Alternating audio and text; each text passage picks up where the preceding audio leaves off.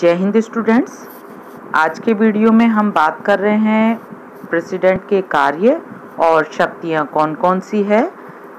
President के कार्य और शक्तियों की अगर हम बात करते हैं, पावर और फंक्शंस कौन कौन से हैं, तो इसमें दो प्रकार के कार्य और शक्तियां भारत में है। अब दो प्रकार के कार्य और शक्तियां कौन कौन से हैं, एक तो है सामान्यकालीन शक्तियां और दूसरा है इसकी इमरजेंसी पावर्स है। सामान्यकालीन जो शक्तियां हैं वो पूरे वर्ष भर प्रधानमंत्री के द्वारा प्रयोग की जाती है, लेकिन जैसा कि हम पहले भी देख चुके हैं और हमें पता है कि इंडिया में पार्लियामेंट्री सिस्टम है और इस पार्लियामेंट्री सिस्टम में दो प्रकार के प्रधान होते हैं, इसलिए प्रेसिडेंट की जो भी पावर्स और फंक्शंस होती है उसका यूज प्राइम मिनिस्टर के द्वारा किया जाता है। तो ये वास्तव में तो प्राइम मिनिस्टर की पावर्स होती है, लेकिन ये राष्ट्रपति के नाम से की जाती है। इसलिए अगर हम सैद्धांतिक तौर पर बात करते हैं तो हमें इन्हें क्या कहते हैं, राष्ट्रपति की शक्तियाँ।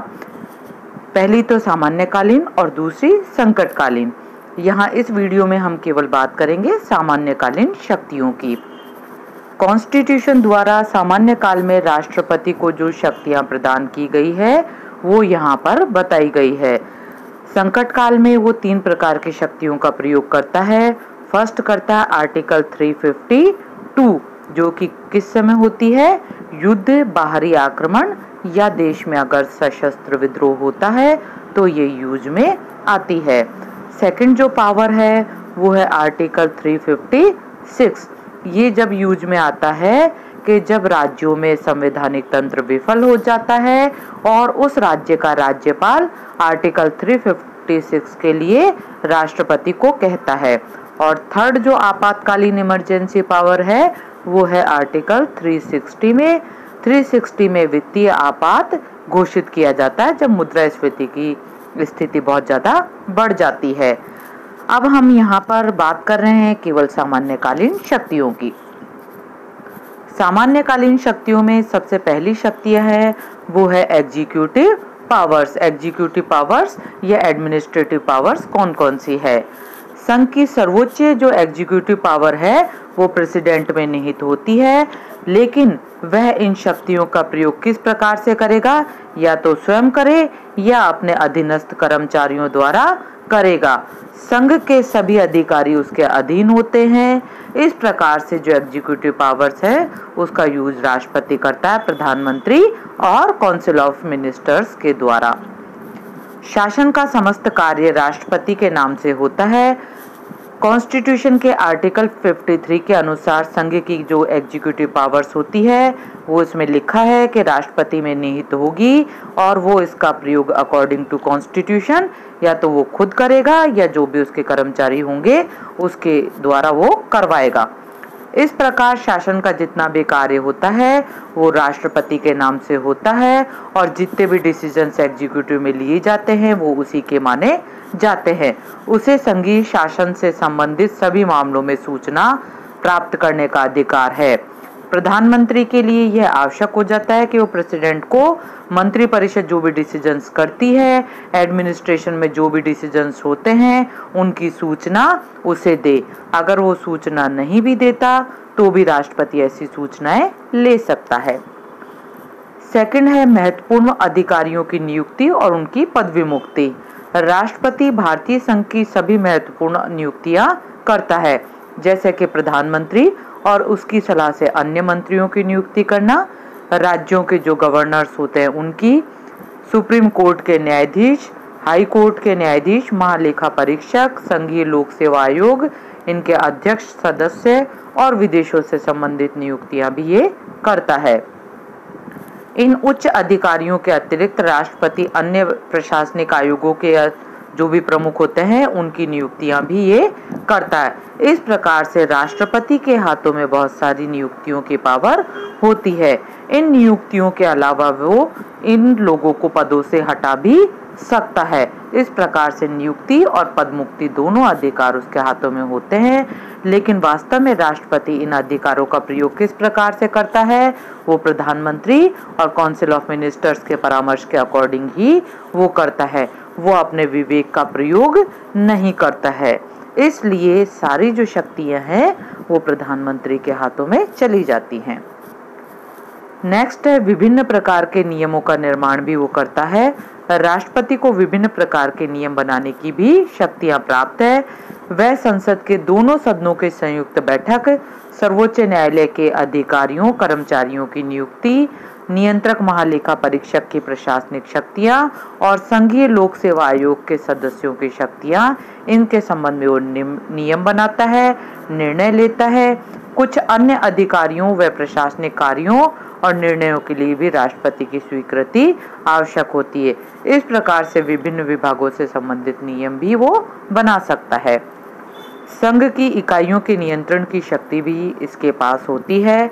राष्ट्रपति को अधिकार प्राप्त है कि वह राज्य सरकारों को निर्देशित, नियंत्रित और समन्वित करे। इसके लिए वो अंतर्राज्यीय परिषद जो है उसका गठन करता है।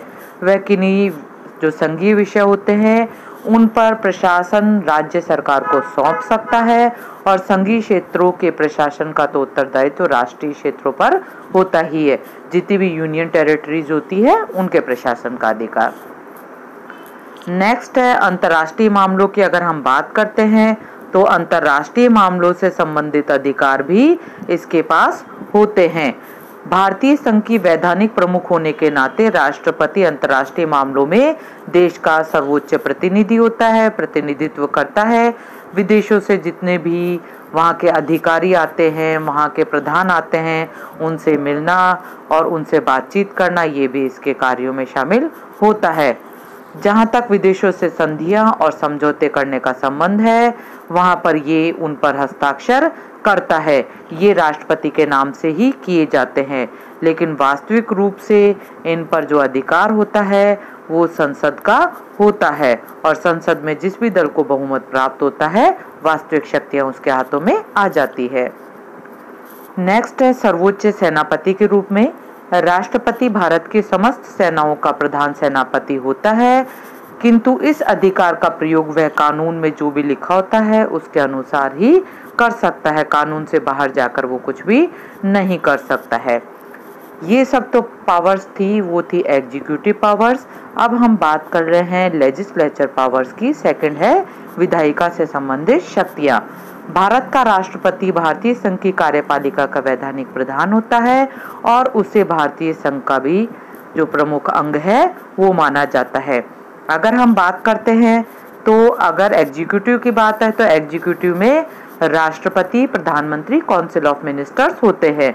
अगर लेजिस्लेचर मतलब संसद की बात करते हैं तो संसद के हिस्सों में भी लोकसभा, राज्यसभा प्लस राष्ट्रपति इंक्लूड होता है। विधायी क्षेत्रों का प्रशासन भी वो करता है। विधायी क्षेत्रों से संबंधित अधिकार भी उसको प्राप्त होते हैं, लेकिन केवल सैद्धांतिक रूप से।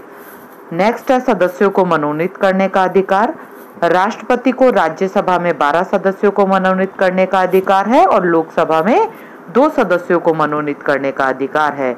12 सदस्य ऐसे लोग होंगे जिसे कला, विज्ञान, साहित्य में कोई विशेष उपलब्धि हासिल हो और लोकसभा में जो 2 सदस्य मनोनीत करता है वो एंग्लो इंडियन सदस्य होते हैं।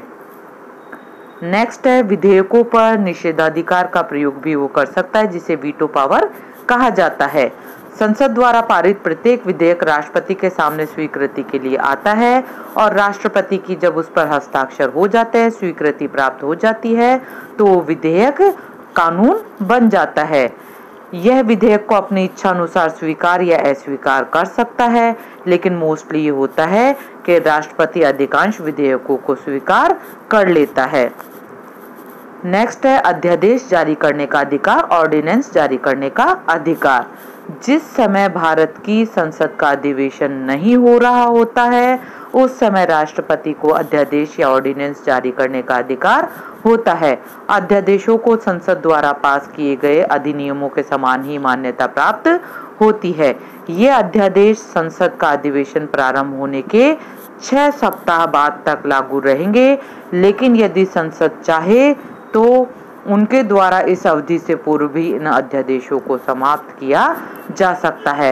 एक्ट तो होता है कानून और ऑर्डिनेंस होता है अध्यादेश। जब ऑर्डिनेंस या किसी विषय को संसद की स्वीकृति प्राप्त हो जाती है तो वो एक्ट बन जाता है, कानून बन जाता है।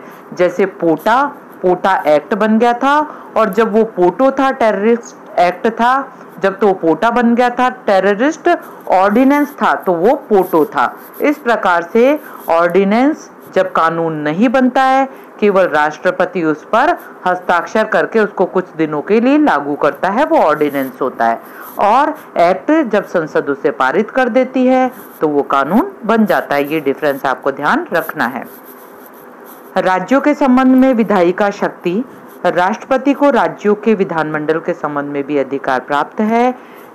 नंबर 1 है, यदि कोई राज्य निम्नलिखित विषयों पर अधिनियम बनाता है तो वे अधिनियम राष्ट्रपति की स्वीकृति प्राप्त होने के बाद ही लागू होंगे। कौन कौन से हैं ये?